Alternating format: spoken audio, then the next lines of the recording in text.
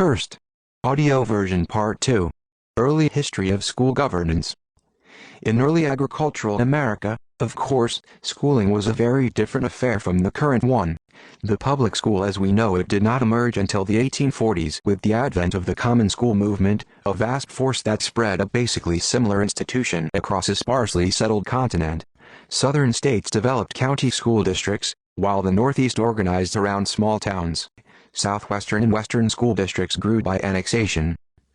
While the common school movement established a fairly uniform education system, another nationalizing force, professionalism, was of greater consequence in this regard and over a longer period.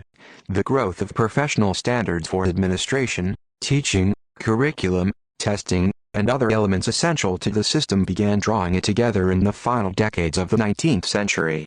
Experience drawn from the testing of a jumble of ideas, transmitted through new professional journals and new training for the emergent profession, did more than the common school to instill uniformity in U.S. education.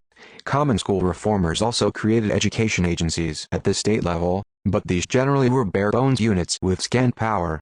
As late as 1890, the median size of state departments of education was 2 persons, including the state superintendent. At the turn of the century, 1910, schools were placed under stronger control of local education governments, the result of reforms that followed disclosures of widespread municipal corruption in schools as well as in city offices. Reformers contended that, among other things, board members elected by wards advanced their own parochial and special interests at the expense of the school district as a whole.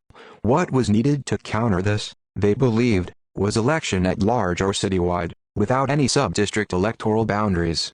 A good school system was good for all, not for just one part of the community.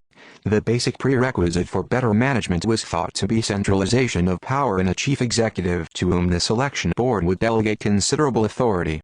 The school superintendent would be controlled, but only on board policies, by a board respectful of his professional expertise.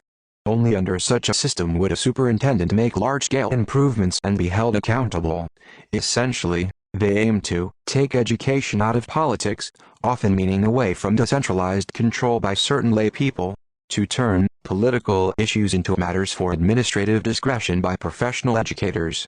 The watchwords of reform were efficiency, expertise, professionalism, centralization, and non-political control.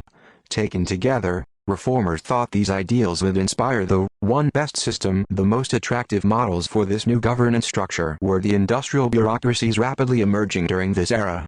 Whatever the problems, the federal government and the states were content to let most decisions rest with local education authorities.